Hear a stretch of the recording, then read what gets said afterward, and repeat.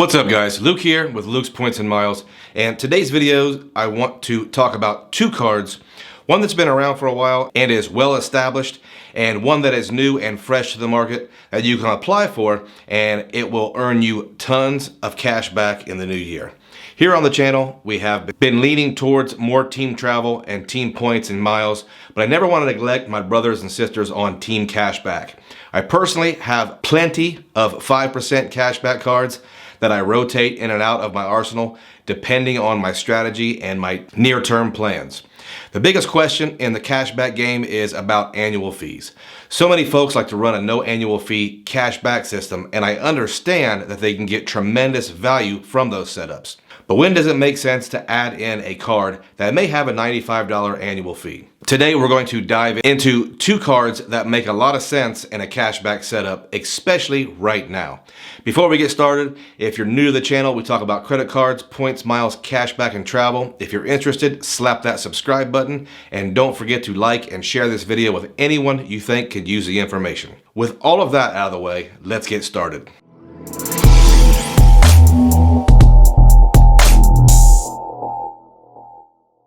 To start things off, we need to recognize that the credit card industry has tons of great cashback cards, and the no annual fee cashback card strategy has a ton of advantages.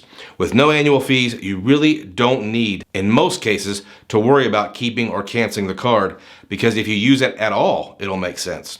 No annual fee cards are generally not the most difficult cards to get, and lately, they still have some really great bonuses.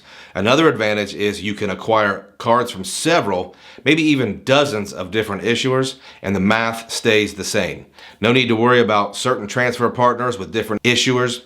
Cash, whether it's a statement credit or real cash back that you can move into a checking account, the value is the same and the versatility is unmatched. It just doesn't get any more versatile than cold, hard American dollars. If we're building a base of no annual fee cashback cards, when will it make sense to add a card with an annual fee? Well, in my opinion, a card like that would have to come with a substantial amount of value to offset those fees. But today, I have a couple of cards for you that you should be considering. I'll go over the cards and talk about how and why they could fit in really well with a cashback setup. First card up is not the new kid on the block. It's been around for a while and it comes from the juggernaut credit card issuer, American Express. Let's talk about the Blue Cash Preferred and why it may deserve a spot in your rotation. First off, let's talk about the bonus. $250 after you spend $3,000 in 6 months. That bonus won't knock your Aunt Connie's socks off, but when you're talking about cashback systems, we're essentially talking about math. $250 cash back in the first year of the card is not bad at all. Well, Luke, you said these are annual fee cards, so won't that cut into the earnings? Well, not at first. You see, this card does carry a $95 annual fee, but that fee is waived in the first year. So at least in the first year, you're going to be up big on this card. What does the card earn? The big selling point on this card is the grocery category. The card earns 6% cash back on grocery stores. However, there is a $6,000 yearly cap. Now, for some folks, that cap is completely fine. They aren't huge grocery shoppers, but some of us big eaters or folks with big families, you'll need to keep track of that and likely call in a backup at some point during the year, because after $6,000, the earnings are 1% cash back. Now, 6% on $6,000 might not be enough for some folks to fork over $95 in year 2, but this card has a few more tricks up its sleeve. It also earns 6% on streaming with no cap. Now, at first, most people will consider streaming a small expense, but for some, it's actually not quite that small.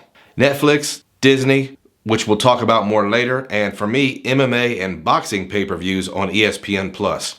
Now, a UFC pay-per-view is over $80 now, so earning 6% cash back on something I regularly purchase maybe 8 times a year is a pretty good earn. The card also gets 3% cash back on transit, which includes parking, tolls, taxis, ride shares, and things like that. Depending on how deep your cashback roster is, this may or may not benefit you. The card also earns 3% cash back on gas stations. Again, depending on where you are in your acquisition phase of the credit card game, this may be a good option for you. So I'm not going to bore you to death with a ton of math, but I will give you a couple examples of why this card earns well. If you use a 3% grocery card for $500 a month, you'll earn a $180 cash back in the year. Not too shabby. Amex Blue Cash Preferred, and that same $500 is now $360 in the year. The annual fee is waived in the first year, but if you include it, it would still come out ahead at $265. Now factor in the 6% streaming earnings and you have the cherry on top. You won't likely earn 6% back with any other card on all your streaming. As a side note, in the first year, if you get the $250 bonus and max out the 6% grocery category, you'll hit $610 before factoring in any other spending such as gas or transit. Now come the finishers, the big elbow off the top rope. The card comes with an easily used credit.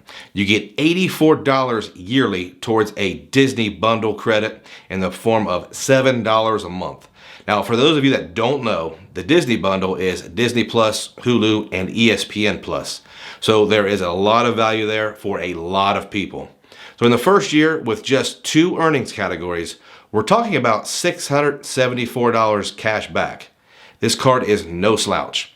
I think if you're maxing out the groceries in year 2, this will still make a lot of sense for folks, as the card will essentially still be earning 4.4% cash back just in the grocery store after factoring in the $95 annual fee.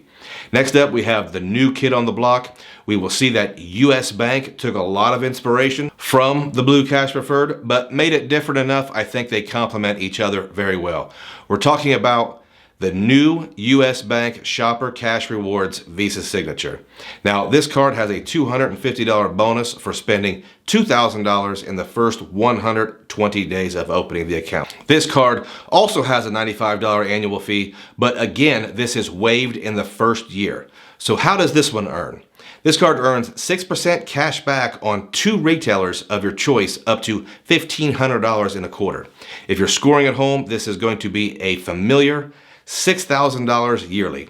If you're a math nerd, you'll quickly realize that maxing this out is again $360 a year. Now, each quarter you can choose 2 retailers, and there are some heavy hitters on this list: Apple, Best Buy, and even Walmart and the big box home improvement stores. So it looks like a large number of shoppers will be able to take advantage of this cash back rate. This card takes its 3% categories a step further and gives you the options of choosing 1 everyday category up to $1,500 spend in each quarter.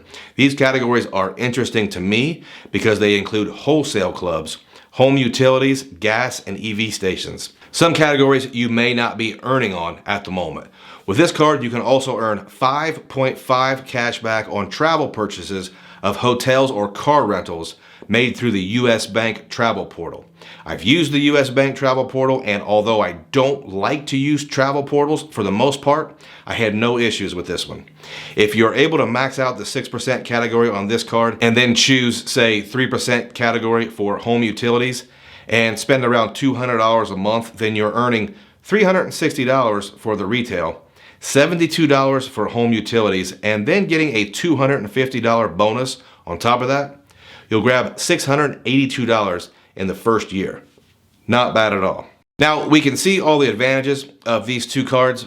Besides the higher level of cash back, the Amex Blue Cash Preferred gives you a credit to offset the fee, and the US Bank Shopper Cash Rewards card gives you access to 5.5% cash back on hotels and rental cars. But what about other factors that might not make this the best choice for you?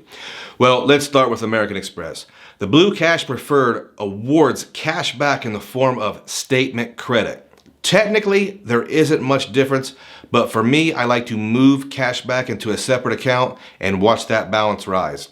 Also, with American Express, you could still run into merchants that will not accept your card. Yes, they are still out there.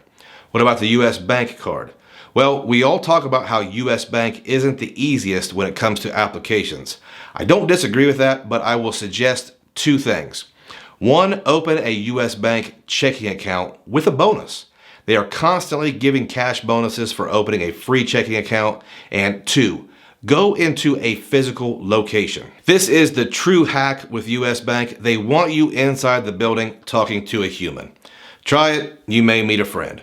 Take a step back and look at your own cashback setup and see if these cards can fill a gap. Check your math and see if they make sense. Odds are one or both of these cards could be a big help in earning truckloads of Conor McGregor cash in the next year. Before I go, I need to remind all you cashback guys that in addition to using these awesome cashback credit cards, you need to use an online retail shopping portal like Rakuten. Rakuten has great cashback rates and in my experience have been very easy to deal with when something doesn't go exactly right. Use my link in the description. Right now, Rakuten is running a limited time promotion and you can earn $40 cashback on your very first purchase. It's holiday season, take advantage of this. As always, guys, if you've watched all the way to the end, I appreciate you and I thank you.